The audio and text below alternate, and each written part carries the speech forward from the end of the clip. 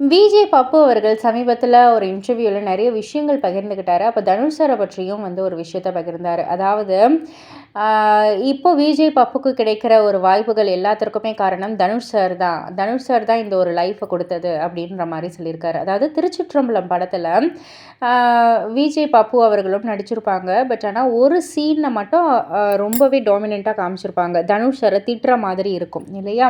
So அத வந்து production டீம்ல இருந்தும் சரி, எல்லாருமே வந்து சரி, அத கொஞ்சம் வந்து ஓவர் டூ மாரி இருக்கு. ஏன்னா, தனுஷ் சார் வந்து ஒரு super star level.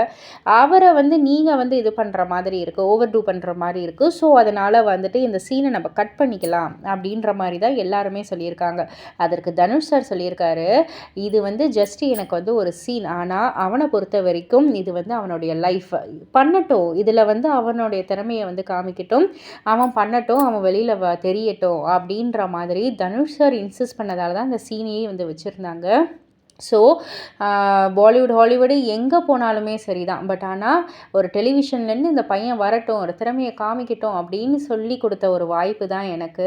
So, Dhanush sir வந்து தி கிரேட் அப்படின்ற மாரி வந்து பகிர்ந்திருக்காரு. இத பத்தி நீங்க என்ன நினைக்கிறீங்க? உங்களுடைய கருத்து என்ன? அப்படின்றத கீழ உள்ள கமெண்ட் பாக்ஸ்ல குறிப்பிட்டு சொல்லுங்க. மறக்காம சேனல சப்ஸ்கிரைப் பண்ணி பக்கத்துல உள்ள பெல் ஐகான கிளிக் பண்ணிடுங்க.